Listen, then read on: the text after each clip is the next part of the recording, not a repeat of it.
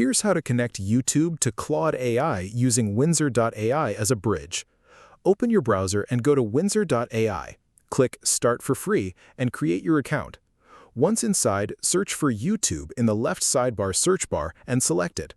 Click Sign in with Google and log into the Google account that owns your YouTube channel. Select the specific account and click Next to confirm the connection. Now, open a new tab and go to Claude AI. Click Customize on the left sidebar, then Connectors. Search for Windsor.ai and click the plus button to add it. Click Allow Access when prompted. Select the tool permissions you want to enable. Return to the main Claude chat window. In the prompt bar, type Windsor and select Explore your connectors. You will see your connected apps, including YouTube, confirmed as active. You can now ask Claude to pull your YouTube analytics, summarize channel performance, analyze video data, and more, all without leaving Claude.